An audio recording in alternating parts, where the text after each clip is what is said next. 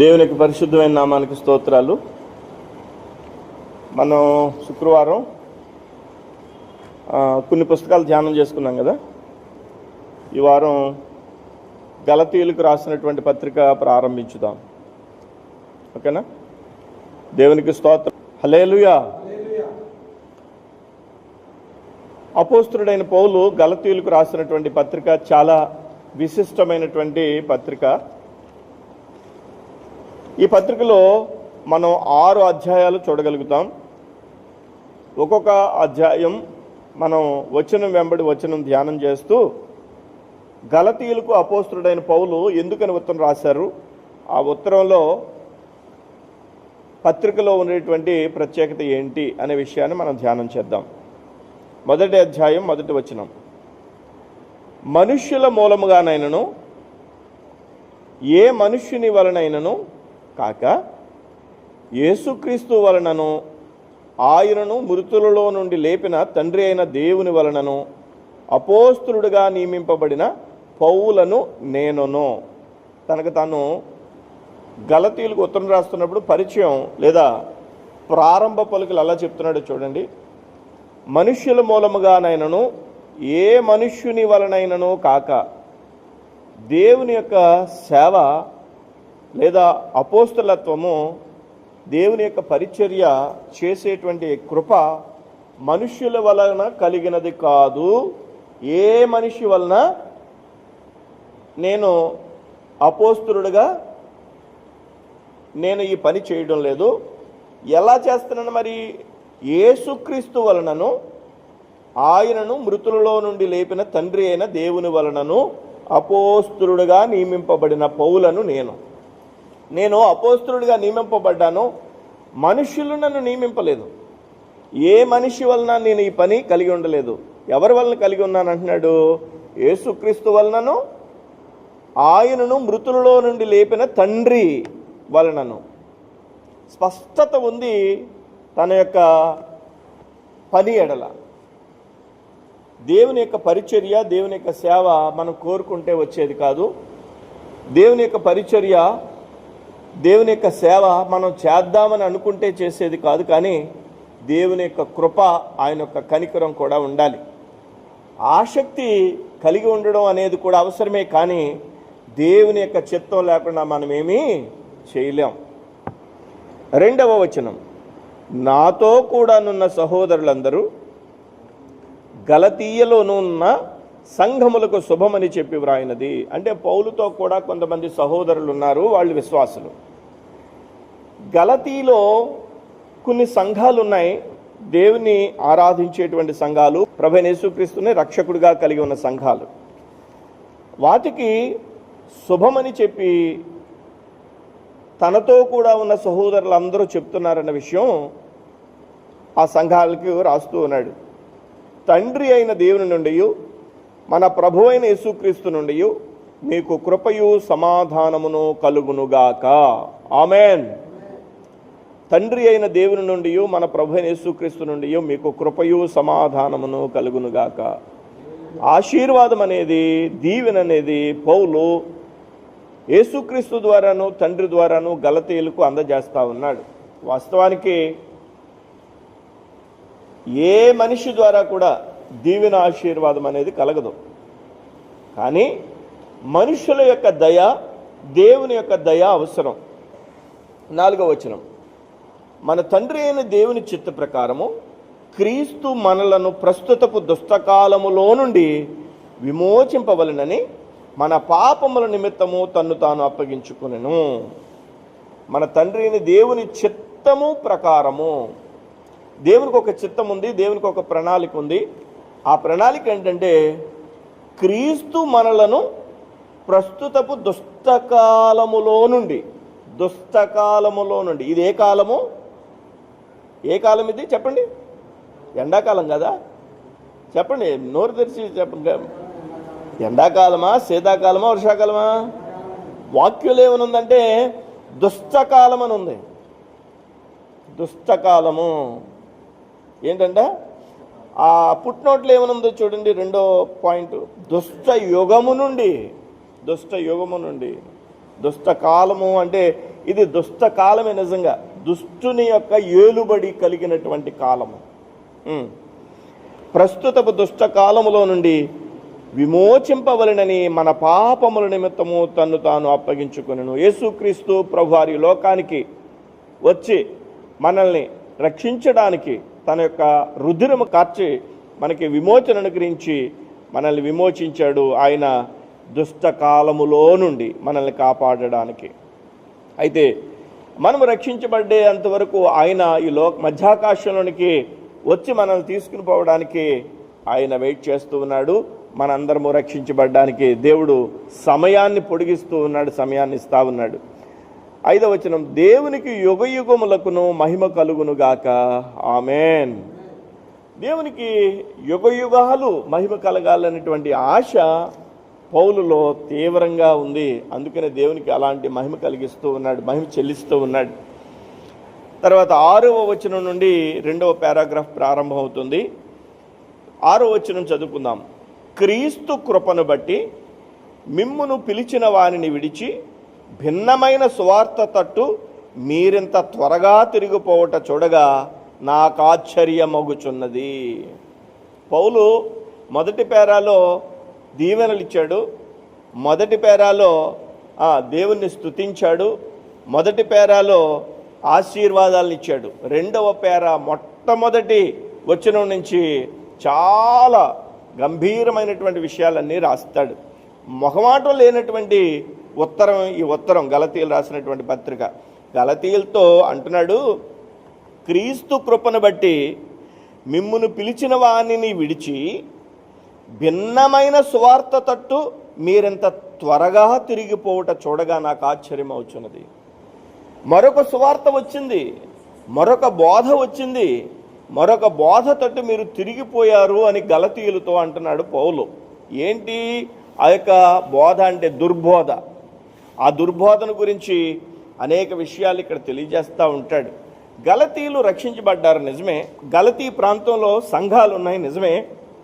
కానీ వాళ్ళందరూ ఏం చేశారంటే ప్రభు తట్టు తిరిగిన వారే, కానీ త్వరగా ఆ దుర్బోధ వైపు మళ్ళీపోయారు. త్వరగా ఆ క్రీస్తుకి వ్యతిరేకంగా ఉండేటువంటి బోధ వైపు వాళ్ళు ఆకర్షితులైపోయారు. అందుకనే పౌలు అంటాడు, నాకు ఆశ్చర్యం అవుతుంది, మీరింత త్వరగా తిరిగిపోవటం చూడగా నాకు ఆశ్చర్యం అవుతుంది అంటాడు. అంటే ఎవరు నిలబడతారో ఎవరు పడిపోతారో ఎవరికి తెలియనట్టుగా ఉంది ఈ లోకంలో. నిజమే, లోకం తట్టు ఈజీగా మారిపోతారు. ఈరోజు ఉపవాసం ఉండి ప్రార్థన చేసేవాళ్ళు రేపు మరలా ప్రభుతో ఉంటారో లేదో తెలియదు. లోకం అంతలాగా ఆకర్షించేస్తుంది.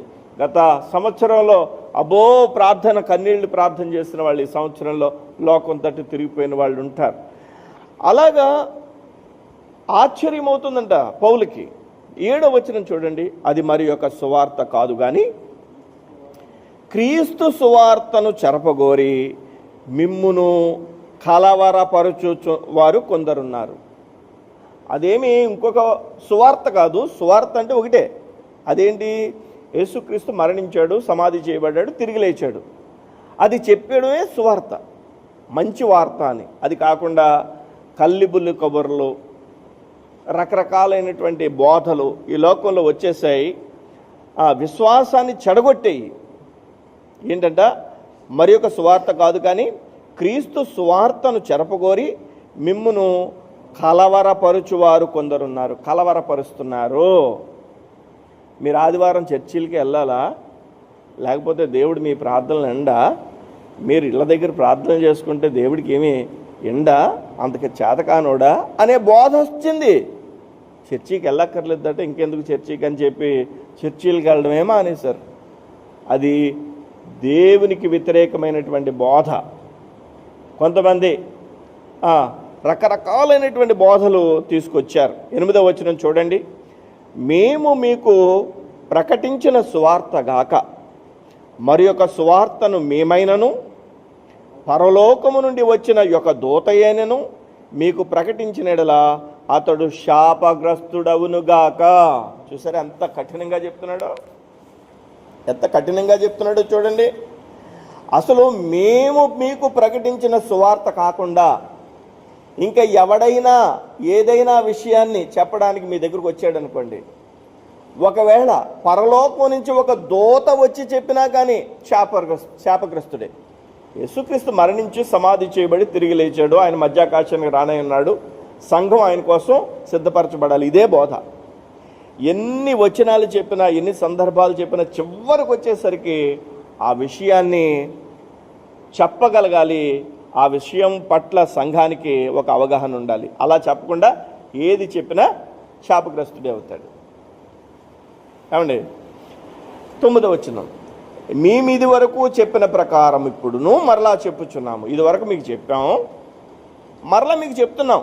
గలతీయులారా, మరలా మీకు చెప్తున్నాం, మీరు అంగీకరించిన సువార్త గాక మరి ఒకటి ఎవడైనను మీకు ప్రకటించినడలా వాడు శాపగ్రస్తుడవునుగాక. రెండోసారి చెప్తున్నాడు, మీరు అంగీకరించారే సువార్త. ఏ సువార్త? మేము చెప్పినప్పుడు మీరు సువార్త అంగీకరించారు, దాన్ని బట్టి మారు మనసు పొందారు, బాప్తిసం పొందారు.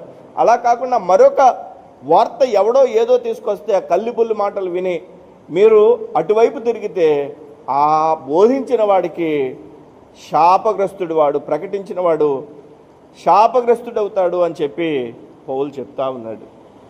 ఎన్ని బోధలు వచ్చేసినాయో తెలుసా అండి? మీరు ఆదివారం ఎందుకు ఆరాధిస్తారు? శనివారం ఆరాధించుకోవచ్చు కదా అంటారు. ఆదివారం ఆరాధించకూడదు, శనివారం ఆరాధించాలని కొంతమంది. యేసు ప్రభు దేవుడు ఎలాగవుతాడు? తండ్రి కదా దేవుడు. యేసు ప్రభు నా తండ్రి అని ప్రార్థన చేశాడు కదా, దేవుడికి ప్రార్థన చేశాడు కదా, ఈయన దేవుడు ఎలాగవుతాడు అని ఒక బోధ. యేసు ప్రభు వారు చనిపోలేదు సిలువలో అని ఒక బోధ.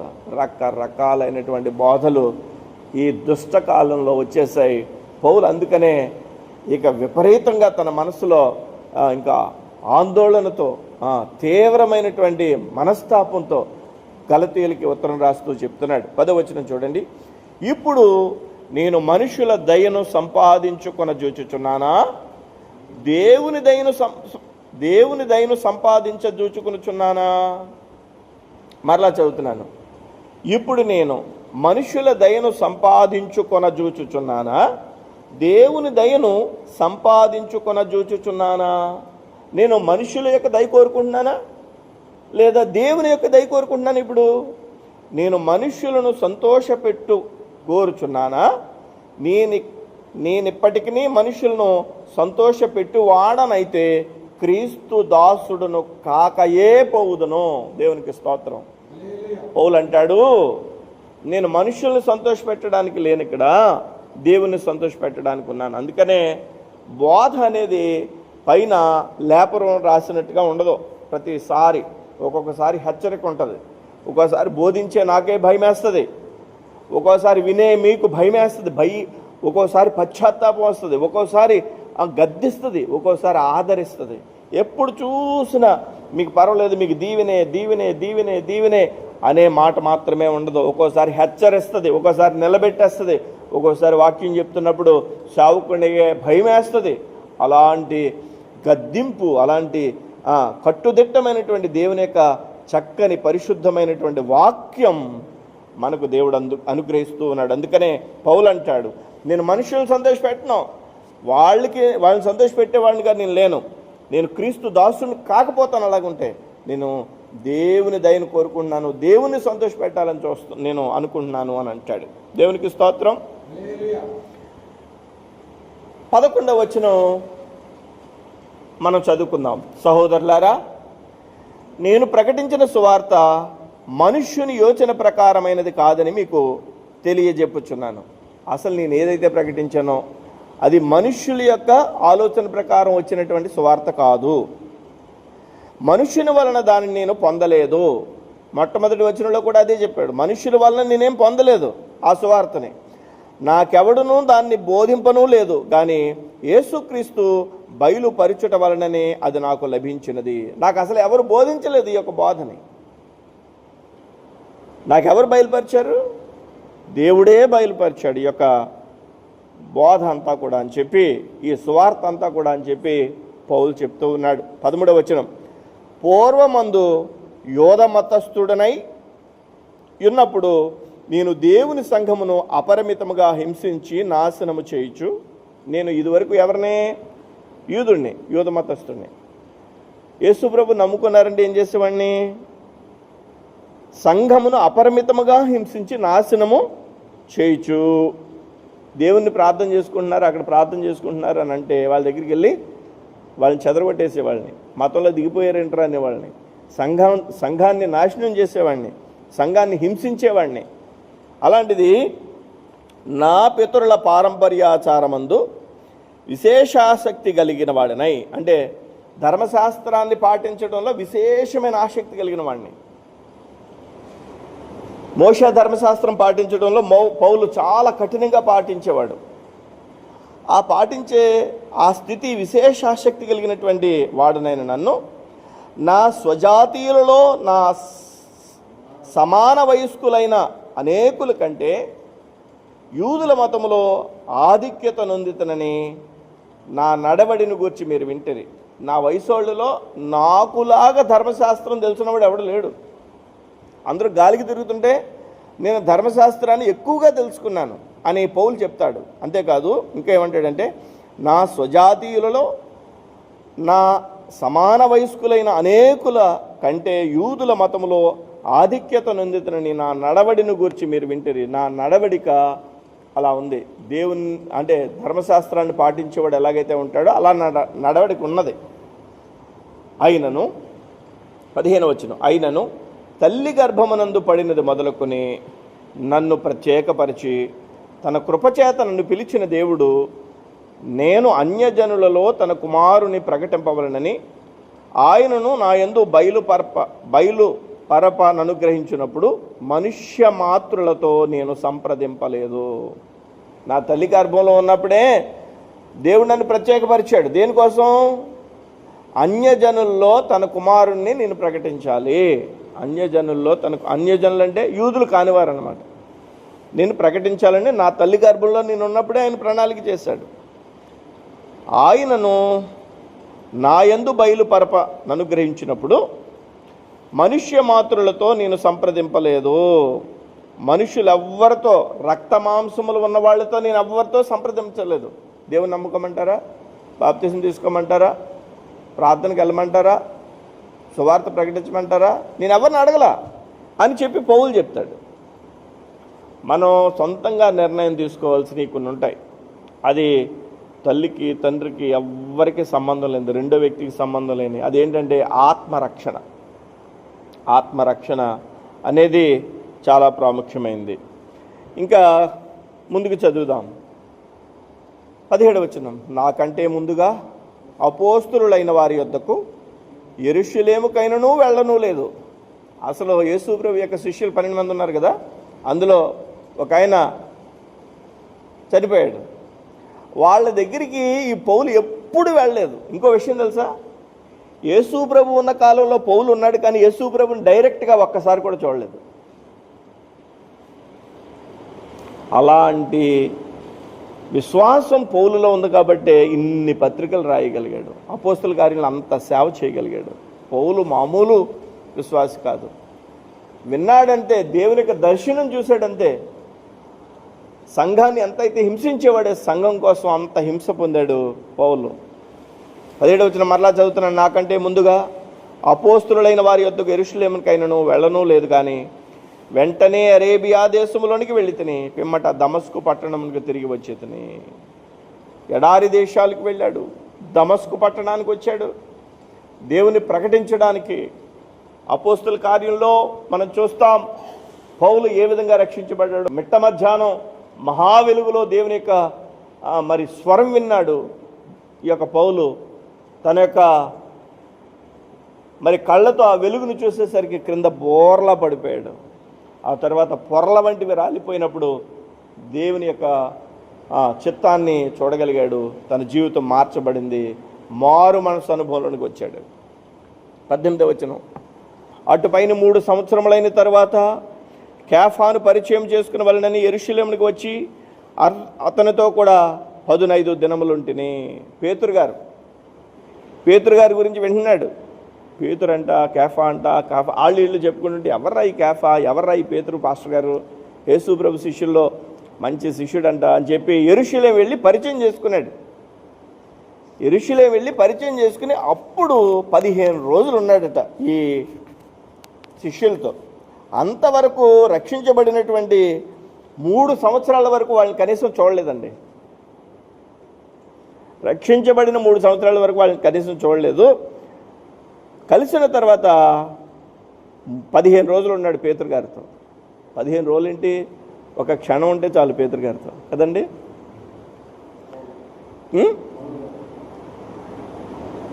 పేతురు గారితో పౌలు గారు ఉన్నాడు. పేతురు గారితో ఒక క్షణం ఉంటే చాలు. యేసు ప్రభుని తాకిన వ్యక్తి పౌలు గారితో ఉన్నా అంతే.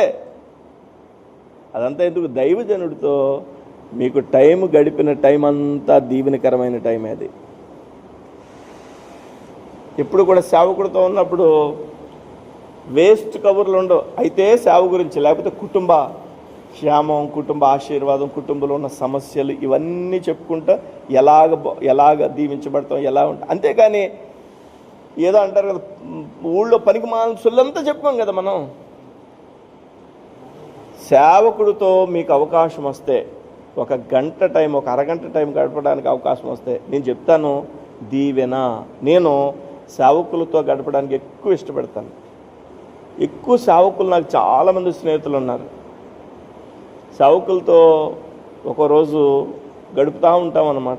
అంటాను నేను, సేవకుడితో గడిపినప్పుడు అది దీవెన. పేతురుతో 15 రోజులు ఉన్నాడంట పౌలు జీవితంలో గొప్ప అద్భుతమైనటువంటి ఆశీర్వాదాన్ని పౌలు చూడగలిగాడు. ఇక్కడ మనం చూస్తే అతనిని 18వ వచనం, అటు పైని 3 సంవత్సరములు అయిన తర్వాత కేఫాను పరిచయం చేసుకుని వాళ్ళని యెరూషలేమునకు వచ్చి అతనితో కూడా 15 దినములు ఉంటేనే అతనిని తప్ప అపోస్తలులో మరి ఎవరిని నేను చూడలేదు, కానీ ప్రభు యొక్క సహోదరుడైన యాకోబును మాత్రము చూచితిని.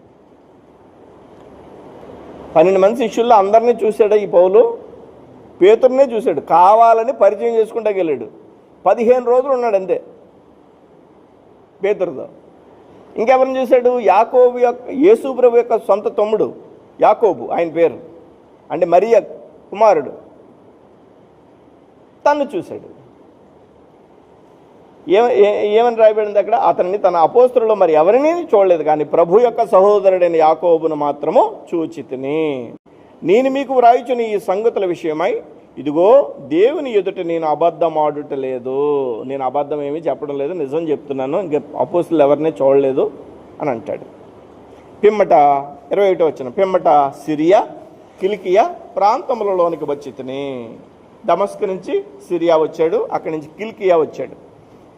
22వ వచనం, క్రీస్తునందున్న యోదయ సంఘముల వారికి నా ముఖపరిచయం లేకుండాను, కానీ నేను ఎప్పుడు యోదయ సంఘాల్లోనికి వెళ్ళలేదు. పౌలు గారు అని వాళ్ళు అనుకుంటున్నారు, కానీ నేను ఎప్పుడు వాళ్ళ దగ్గరికి వెళ్ళా, ముఖపరిచయం కూడా లేదు. 23వ వచనం, మునుపు మనలను హింస పెట్టిన వాడు తాను పూర్వమందు పాడు చేయించు వచ్చిన మతమును ప్రకటించుచున్నాడన్న సంగతి మాత్రమే విని వారు నన్ను బట్టి దేవుని మహిమపరచరి. నేను యోదయ సంఘాల్లోనికి వెళ్ళలేదు, మా స్వజనుల యొక్క యోదయ సంఘాల్లోనికి వెళ్ళలేదు. నేను అన్యజనుల్ని రక్షించడానికి దేవుడు ఎన్నుకున్నాడు కాబట్టి అన్యజనుల ప్రాంతంలో నేను తిరిగాను. రోమా సామ్రాజ్యంలో తిరిగాడు, రోమ్, ఇటలీ, ఇంకా కొన్ని దేశాలు, టర్కీ, పౌలు తిరిగినాయి. ఇక్కడ మనకి తోమ ఎలా వచ్చాడు, పౌలు గారు అలా వెళ్ళాడు అనమాట ఆ దేశాలకి. పౌలు గారి యొక్క సమాధులు ఉంటాయి. కాబట్టి పౌలు అంటాడు, నేను మా యోదయ సంఘాల్లోనికి వెళ్ళి బోధించలేదు ఎప్పుడు, కనీసం వాళ్ళు నన్ను చూడలేదు ఎప్పుడు.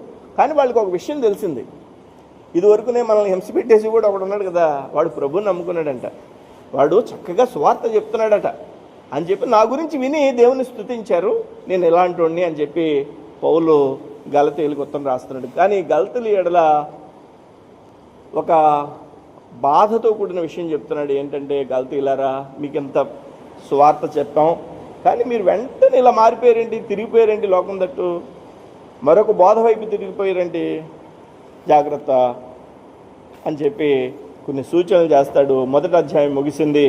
గలతీయులు రాసినటువంటి పత్రిక 2వ అధ్యాయాన్ని దేవుని చిత్తమైతే వచ్చేవారం మనం ధ్యానం చేసుకుందాం. దేవుడి మాటలను మన కొరకు దీవించి ఆశీర్వదించి ప్రభువైన యేసుక్రీస్తు యొక్క రక్షణలో, ఆయన యొక్క శిలువ బలియాగం ద్వారా కార్చినటువంటి రుధిరములో మనందరం విశ్వాసం ఉంచి మారు మనసు రక్షణ పొంది ప్రభు యొక్క రాకడికి మనందరం సిద్ధపాటు కావించబడడానికి ప్రభువే సహాయం చేయునుగాక. ఆమేన్. ఆమేన్. మోకరించండి, ప్రార్థన చేసుకుందాం. మోకరించండి. మన మధ్యలో ఉన్న యోసేపు ప్రార్థన చేస్తాడు, ఏకీభించుదాం. యోసేపు.